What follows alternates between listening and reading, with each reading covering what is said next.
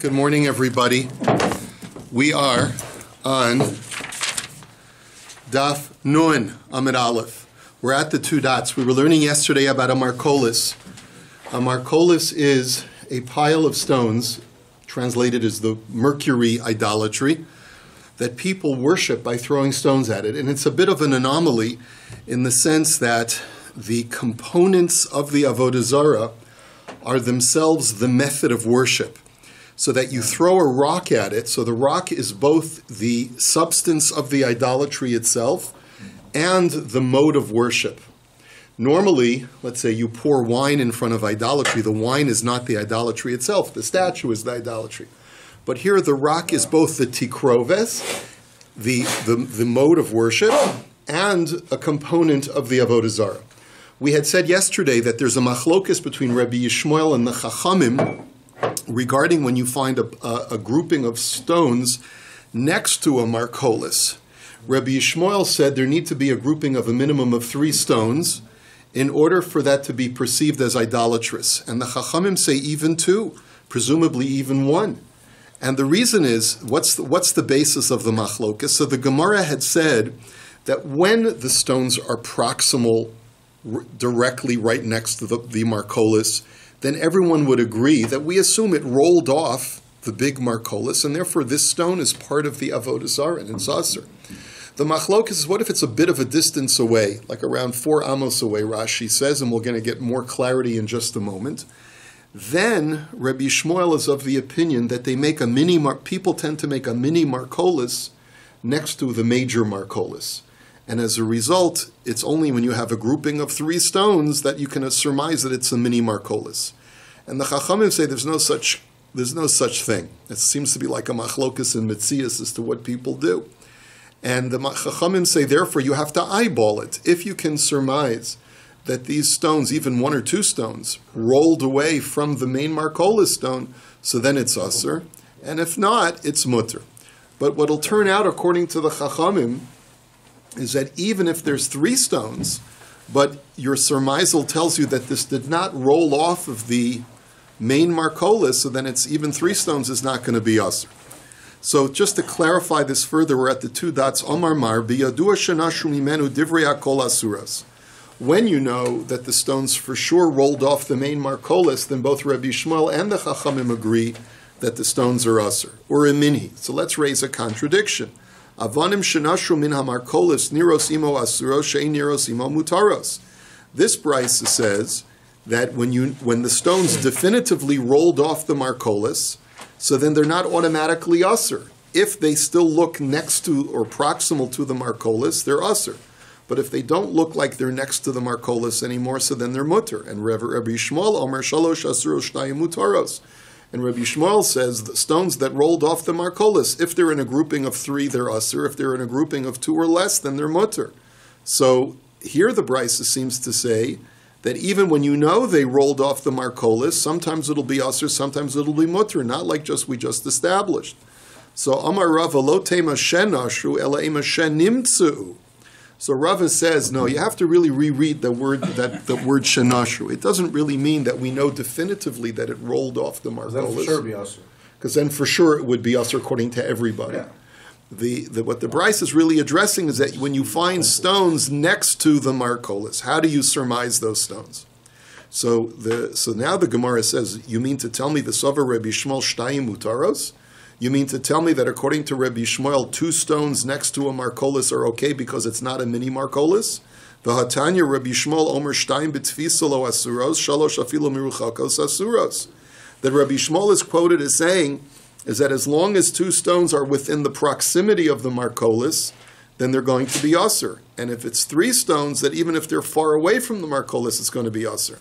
So it seems like Rabbi Yishmael is machmer with 2 as long as they're proximal to the markolis. So Amar Rava lo kasha kan b'tfisa echas kan b'shtei tfisos. So the Gemara says it depends.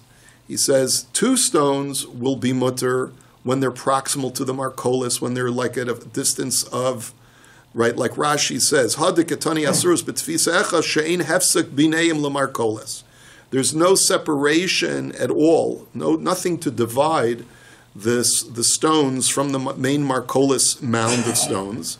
Vasura ben liyishmol ben l'rabbanan dechol toch daled amos niros imo korile. So he says, because like Rashi says, is because when they're proximal, when they're within daled amos, we assume that they fell from the Markolis, even when we don't know for sure, and that Rabbi Yishmael will agree to as well. When does Rabbi Yishmael say that when they're distant you need to have 3 stones? It's b'shtei tfisos, which Rashi explains means that even if it's within Dalet Amos, but there's some kind of partition between the small stones and the large mound, then you need to have 3 stones, according to Rabbi Shmuel, to show that a person deliberately constructed it as a mini Markolis. Vehechi dami diika gova beini beini.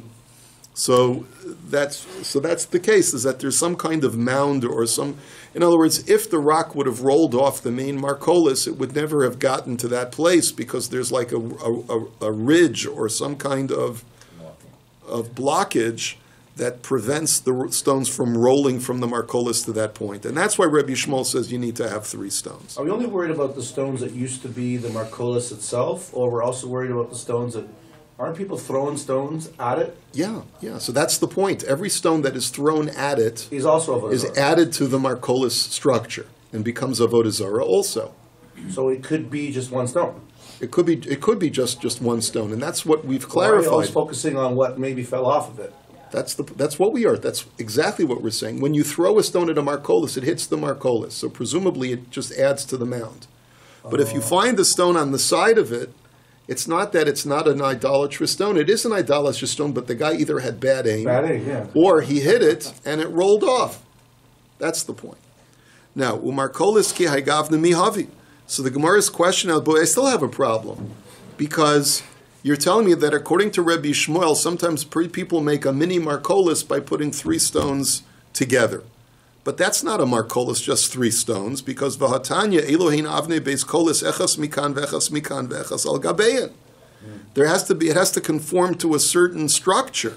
It's got to be structured like a triangle with 2 on the bottom and 1 on top to be considered a Markolis. So if a guy wants to make a mini Markolis, just putting 3 stones adjacent to each other is not enough. Amar Rava Kitanya hi be'ikr Markolis. So Rava says, no, you don't understand how mini Markolises work. He says the main Markolis has to be a triangle structure. But not the mini one. But a mini Markolis, you can make just 3 stones adjacent to each other. How we know this, I have no idea. Right? But that's just Rava surmises that, I guess, from the way that the Gemara speaks. Be Yanai Malka Charuv. The palace of Yanai the king was destroyed. Now Yanai lives during the Second Temple period. It's not clear to me historically whether this story is taking place before the Churban or after the Churban. I don't know. But the point is that his palace was destroyed. Asu ovdei kochavim ukimu be Markolis. So certain idolaters came along and they cleared away the rubble and they made it into a Markolis idolatry. Or maybe they used the rubble to make it into a Markolis idolatry. The Davidic dynasty? Yanai? What? Maccabees. He's Yanai is right. Hashmonai. Yeah, Yanai is a Chashmonai, apparently, or at least he claims to be a Chashmonai. Whether he is or not is not clear. But the point is that he lives during the Second Temple period. Asu ovdei kochavim achrini delo polchi lamarkolis shaklinu v'chipu behenderachim v'satartos. So then, other idolaters who were not Markolis worshippers came along and took all of the stones from the Markolis and used it to pave the roads and the highways and the pathways. So, Ika Rabbanan de Parshi, Ika Rabbanan de Lo Parshi. Some sages would refuse to walk on those stones because they held them to be still idolatrous and it's usher to get hana. And others felt that it was fine because these other idolaters were mevatel, the original idolatry of Markolis. So Amar Rabbi Yochanan binan shel kedoshim halich aleim va'ana nifrosh mehen. So Rabbi Yochanan says the son of the holy ones walks on them. So why should we be holier than him and holier than be frommer than him? If it was good enough for him, it should be good enough for us. So Mani hu binan shel kedoshim Rabbi Menachem bar Rabbi Simoy. Who is this son of holy ones? They were referring to Rabbi Menachem bar Simoy. And Vamai karule binan shel kedoshim dafilu b'tzurta dezuza lo mistakel. Why did they call him the son of the holy ones? Because he wouldn't even look at the face of a coin, lest there be some marking of Avodah Zarah on the coin. The emperor, the face. The emperor, or whatever image was on the coin. Now, my time a demand to parish. So what's the reason for those who did feel that you have to be machmir? Savar laki hada amar Rav Gidol, amar Reb Chia bar Yosef, amar Rav. Minayin letikrovis avodas kolchavim she'en la b'teila olamis. Because they felt, and remember we said that the anomaly of Markolis is that not only is it each stone part of the Avodah Zarah, but it's also the tikrovis for the Avodah Zarah. It's the method of worship. So it's true that a goy can be mevatel another goy's Avodah Zarah, but you can't ever be mevatel the tikrovis of Avodah Zarah. If something was used in the service of Avodah Zarah, no matter how much you wish to disgrace it, you cannot remove its stigma of being usher. Plus, we also said the guys that took it weren't worshippers of the Markolis. Isn't that also an issue? No, Don't you have to be a worshipper of Markolis to betel it? No, you have to be just an akul. Just a goy? Just a Any goy. goy can do it. Any goy can do it. Okay. You can't do it though. Shenamar, as it says, and how do you know that tikrovis is more chamer even than the Avodah Zarah itself in this regard? Shenamar vayitza medula va'al pa'or vayochlu zivchei mesim. Ma meisen lo betela la'olam af tikrovis avodas kolchavim ein lo betela la'olam. As we saw this pasuk in Tehillim that compares the worship of Baal Peor to eating from the offerings to the dead. Just like a corpse has permanent tumah, which cannot be alleviated until, I guess, Tchias HaMesim, so too, the Avodah Zarah in this world the Tikroves cannot be nullified. Umandalo parish amar ba'ina ke'in panim vileka. But the person who holds that it's not a problem, he holds that this pasuk that compares Tikrovis Avodah Zarah to Zivchei Mesim, to the dead, is only a type of Tikrovis, a type of worship that is akin to the worship that was done in the temple. A libation service, a slaughtering, a sprinkling of blood, something like that. But throwing of a rock, granted, it's a form of Avodah Zarah worship. But that's not what the pasuk was referring to when it says that it can't ever be nullified. Other types of worship can be nullified, right? It's only what type of worship cannot be nullified? Only the type of worship that is akin to temple service. Amar Rav Yosef bar Abba ikla Rabba bar Yirmiyah la'asrin va'asa va'isi masnisa biyadeh. So Rav Yosef now said that once Rabba bar Yirmiyah came to our land, and he brought a brisa with him that was a bit mysterious, it was a bit cryptic. And it stated as follows, Obi kolchavim shehevi avonim in hamarkolis, v'chipa bahen derachim the tartios, and some say the girsa is v'sartios, mutaros. That if a goy comes with markolis stones, he says, I got these from a markolis avodah zarah, and he uses them now to pave the streets, Full disclosure. so it's perfectly okay. The announcers are full disclosure. Yeah, but it's going according to the opinion that says it's okay. But Yisrael shehevi avonim in hamarkolis v'chipo behen derachim v'sartios asuros. But if a Yisrael does it, so Yisrael doesn't have the ability to nullify the markolis, and therefore if he uses it to pave the streets, it's still going to be asur. Now, but then the statement is, basically it sounds like Rav Yosef is saying this, v'les nagar v'lo bar nagar diyafarkina. But there is no carpenter, and the word nagar means any expert. There is neither an expert nor the son of an expert who has the ability to explain the self-contradiction that exists within this brisa. Now, Amar Rav Sheshas, ana lo nagar ana velo bar nagar ana. He says, I'm neither an expert nor the son of an expert, but uparikna le. But I can still answer it. My kushya le de Rav Gidol, ba'ina ke'en panim veleka. He says, what was Rav Gidol's problem with this brisa? The problem is that how can you say that you can be mevatel tikrovis avodah zarah if we have a pasuk that says that tikrovis avodah zarah is permanently usher like mesim or permanently tameh? He says that's only a problem if the tikrovis is akin to temple service. But if it's not akin to temple service because it's throwing of stones, so then it's perfectly okay and you could be mevatel it. Now, we're going to get back to this later on, but we're going to do a quick interlude now because of this idea of finding a brisa where there's no nagar or ben nagar who can explain it. We're taking a little bit of a detour, And we're going to see another brisa having nothing to do with avodah zarah, but with the same structure.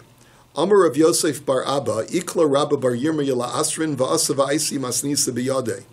That Rav Yosef says that once Rabba bar Yirmiyah brought another brisa to us, and the brisa stated as follows: Matlian u'mezamin bashvis. This has to do with the laws of Shemitah. On Shemitah, even though you're not allowed to cultivate agriculture, but if you find worms in a tree, you're allowed to remove the worms. And if you see that the tree is diseased such that the bark is starting to separate from the tree, you're allowed to glue the bark back to the tree. And you're doing this in order to save the life of the tree, and therefore it's okay even on Shemitah. But ve'ein matlinu mazamin b'moed. But during Chol HaMoed, you're not allowed to do that, because we're more machmir on Chol HaMoed than on Shemitah itself. Kan v'kan ein gazmin. But both on Shemitah and on Chol HaMoed, you're not allowed to do something called to be megazem. Now, what does megazem mean? It means to prune the branches so that more branches will grow. V'sachen shemen legazum bein b'moed bein b'shvius. But what you are allowed to do both on Shemitah and on Chol HaMoed is if you have a branch stump, because it was just cut off, and you're worried that the tree is going to get diseased by having an exposed stump, you're allowed to place oil or some kind of protective oil covering on that stump, both during Shemitah and on Chol HaMoed. And that's the conclusion of the brisa. And Rav Yosef's comment is, V'les nagar v'lo bar nagar diyafarkina. We cannot find either an expert nor the son of an expert who can explain this to us because of the apparent contradiction. So we have to figure out what's the problem. Amar Ravina ana lo nagar ana v'lo bar nagar ana umefarkino la. Ravina says, I'm neither an expert nor the son of an expert, but I can explain it. My kakashile, what's the problem? Ilay mamoed ashvias kakashile, maishna shvias deshari, maishna moed da'aser. So maybe you'll argue that the contradiction is, why is it that during Shemitah you are allowed to glue the bark back and you are allowed to deworm the tree, and on Chol HaMoed you're not? Like if it's a malacha, it should be aser, and if it's not a malacha, it should be mutter, and during both. So the Gemara says, Mi dami shvias malacha aser rachmana tircha shari, moed afilu tircha nami aser.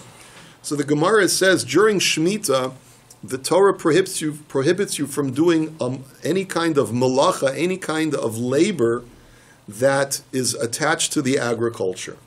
But you can do tircha, you can toil for a tree, as long as it's not formally classified as a malacha. And I believe that it's referring to one of the 39 malachas. It sounds like to me.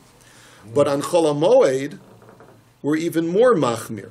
In other words, as long as it's not a malacha, you're allowed to do it during Shemitah. But on Chol HaMoed, we're even more machmir, and we say that even if it's not a malacha, but it's a tircha, anything that's going to distract you from Simchas HaMoed is asr on Chol HaMoed, even if it's not a malacha. So I don't understand why you would have a problem with that. It's natural for us to be more machmir on Chol HaMoed than we are on Shemitah. Ve'ela ziyum agizum kakashule, maishna ziyum deshariu, mashna gizum da'asr. So maybe you'll tell me the problem is this, that we are allowed to do what's called zihum, which is to glue the bark back to the tree. But we're not allowed to do gizum, which is to prune the branches. So why is one permitted and why is one aser? But that too midami. Ziyum ukumi ilana v'shari, gizum avruya ilana v'aser. So the answer is obvious. When you're gluing the bark back to a tree, you're saving the tree's life. The tree is diseased. And in order to preserve it, you're allowed to do that even on Shemitah. But pruning is an act that, it's not because you're doing this because the tree is sick. The tree is healthy, but you want it to become more robust. And that's not permitted on Shemitah. So that's not a problem either. Ve'elaziyum aziyum kakashali. So you know what? The problem that we have is not inherent in the brisa, but it's when you compare the brisa to a Mishnah in Maseches Shvius. And this is our issue. That in the brisa it says you're allowed to glue the bark. Now let's take a look at a Mishnah in Shvius. The Ketani Matlinu Mizamin b'Shvius. Or in Minhis, let's look at the Mishnah now. Mizahamin esanetios v'korchen osan v'kotmin osan v'osan lahem batim umashkin osan ad Rosh Hashanah.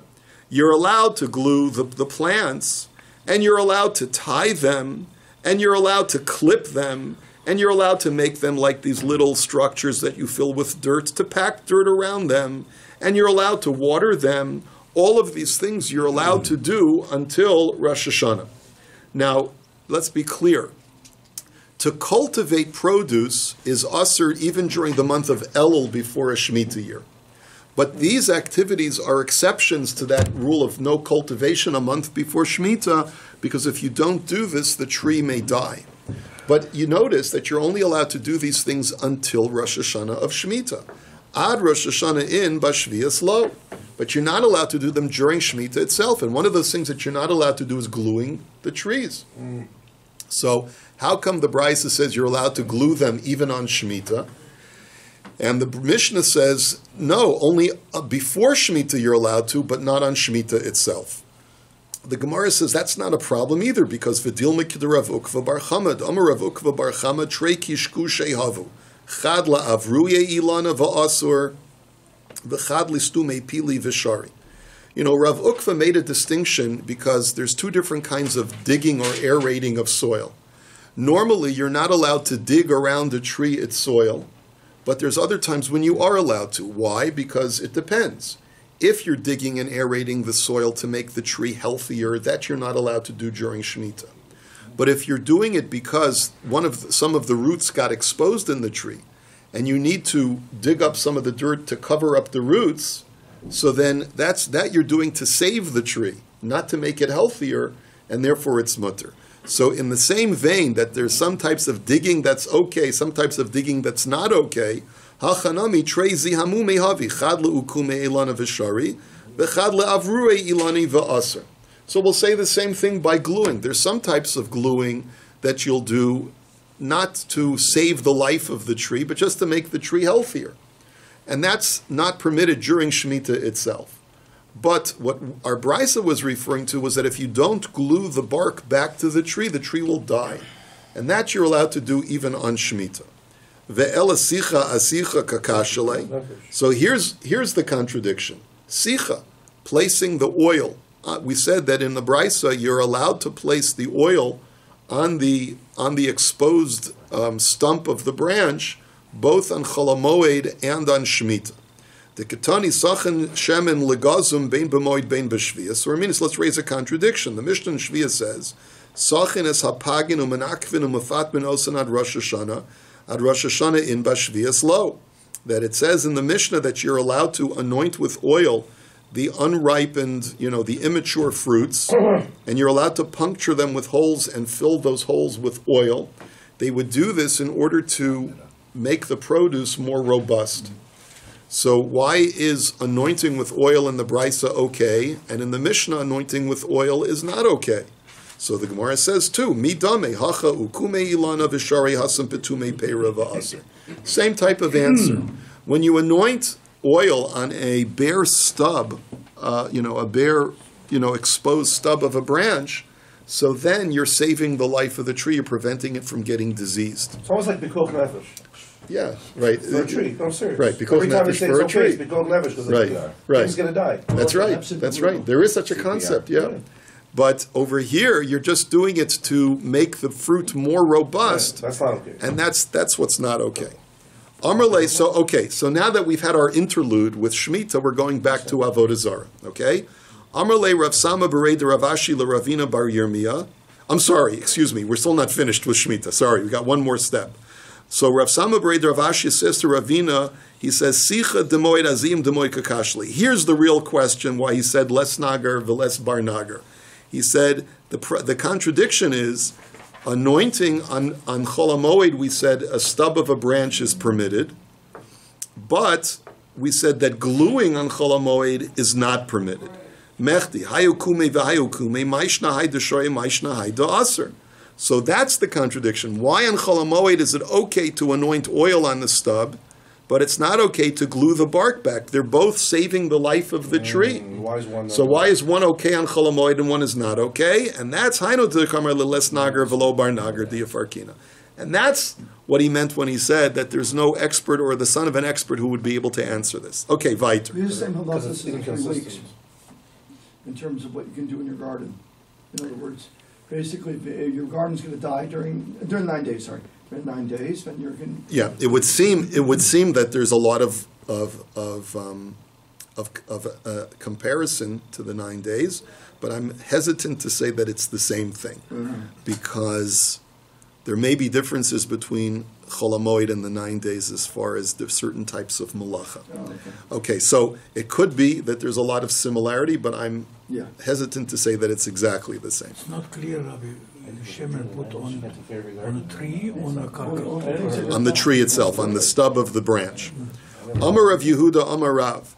Avodas kochavim sha'ovdim osa b'makel, shaver makel b'fanei chayiv, zarak makel b'fanei pat. So now we go back to Avodah Zarah. So here's an interesting thing. Remember, we said before that there's this whole concept of any tikroves, which is akin to temple service, is a permanently usher tikroves. Now the Gemara goes back to that discussion and presents us with a very interesting thing. When you worship an idolatry in the exact way that that idolatry is worshipped, so then you're chayiv misa for being oved avodah zarah. If you worship it in an abnormal way, you have not committed an act of avodah zarah. But what happens if you worship it in a way that is somewhat similar, but somewhat dissimilar? So what is being suggested by Rav over here is that as long as that slightly abnormal thing is somewhat similar to temple service, then you're still going to be chayav for avodah zarah. So here's the illustration. The practice of this particular avodah zarah is to bang sticks together in front of the avodah zarah. A guy goes ahead and instead of banging a stick, he breaks a stick. So says Rav that he's committed avodah zarah and is chayiv misa. But if he just throws a stick in front of the avodah zarah, he's totally pater. What's the difference between the two? So he says, like Rashi explains, breaking a stick is akin to temple service because it's like shechita. It's like slaughtering an animal, like slitting an animal's neck. It's like breaking the stick. But throwing a stick has no counterpart in the temple service. So Did someone say that stick? Come on, it's a good one. So Amarle Abaya, yeah, that's actually not part of the service. That's part of the late sunnis of Hoshana Rabbah. But you canceled it. We're not allowed to do it anymore. Don't do that. Yeah, because it's late sunnis. So Amarle Abaya LaRava. So Abaya says to Rava, Maishna shever dahavale ke'ein zvicha, zarak nami havale ke'ein zrika. So, Ma'ishna shever dahavale kein zvicha, but zark nami havale kein zrika. The question is like this: if you're telling me that breaking a stick has a counterpart in the temple because it's like slaughter, then I'll argue that throwing a stick has a counterpart because it's like sprinkling of blood, zrika zadam, throwing the blood. So the Gemara says, Amarle bo'ina zrika mishtaberes v'leka. It's not the same kind of zrika. When you sprinkle blood, the droplets of blood disintegrate as they fly through the air. But when you throw a stick, it is not a disintegrating throwing. And therefore, it's not the same thing. But breaking a stick and shechita are much more similar to each other. So, Eisve. So now we're going to challenge Rav. Safas latzoa o shenosach lefaneha avit shel meimei raglayim chayev. If a person feeds his idolatry feces, or he pours urine in front of the idolatry, so this is going to make him chayev. Now, like Tosfos explains, we must be talking about an idolatry that in some way involves human excrement, but this is not the normal way of doing it. And so therefore, this gives rise to the question, Bishlama avit shel meimei raglayim ikazrika mishtaberes. I can understand when you pour urine in front of it, that's, even though it's not the exact type of worship, but it's akin to temple, so it has a counterpart in temple service because it's liquid, and just like you sprinkle dam, pouring urine is like a libation or a sprinkling. But eletzoa maizrika mishtaberes ika. But with feces, it's a solid mass. So what kind of disintegrating zrika is there? So the Gemara says, Shlomi, go at it. Bitso alacha. Diarrhea. Okay, there you go. So we're talking about liquid feces, and therefore... This is a very tongue-in-cheek bit of Gemara, I think. Well, I hope you don't put your tongue in your cheek. But anyway, bitso alacha. Anyway, we're talking, so that's the kind of excrement we're talking about, and that's the reason why it also has its counterpart in temple service. I was tempted to stop here, but we can't stop here. Lema kitanai. Let us suggest that there's a machlokes as to whether Rav is correct or not, that when the service is non-normative, but it has a counterpart in the temple, even if that counterpart is like a different thing, like breaking a stick has a counterpart of shchita, we still say that that's a type of tikrovis that will make you liable. So maybe that's a machlokes. So here's the case. Shachat lo chagav. If you slaughter a locust in front of the avodah zarah, Rabbi Yehuda mechayev v'chachamim potrim. Rabbi Yehuda says that's a type of tikrovis that makes you liable, even though that's non-normative. And the chachamim say, you're potter. My lav b'haka miflagi. Domar savar amrinan ke'ein zvicha. Omar savar lo amrinan ke'ein zvicha ela ke'ein penim. So maybe this is the machlokas. Rabbi Yehuda says that as long as it has a counterpart in the temple, even though it's not exactly the same, it's still going to make you liable. Because slaughtering a locust is like slaughtering a sheep in the temple. Guy's got a steady hand. Huh? And the Chachamim say, well, it depends how big the locust is. And the Chachamim say, no, that if you're not slaughtering exactly like it's done in the temple, you're not slaughtering a temple animal, but you're slaughtering a locust, it doesn't count. And since it's not a normative type of tikrovis for that avodah zarah, you're not liable. So the Gemara says, so maybe this is the machlokas. Do we paskin like Rav or not? The Gemara says, lo.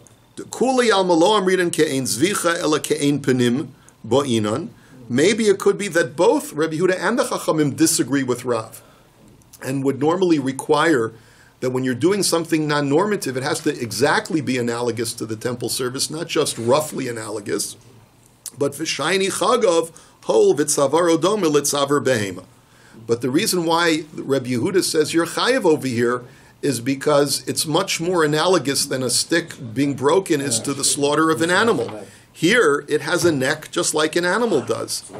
And therefore, since it's got a neck just like an animal, Rabbi Yehuda says it's close enough to be considered to be a temple type of service. And the Chachamim disagree, and they say, no, it's not the right species, and therefore you're not going to be liable. So it could be different than a stick, in other words. It could be totally different from a stick, and neither of them paskin like Rav. And this is where we'll hold it for today.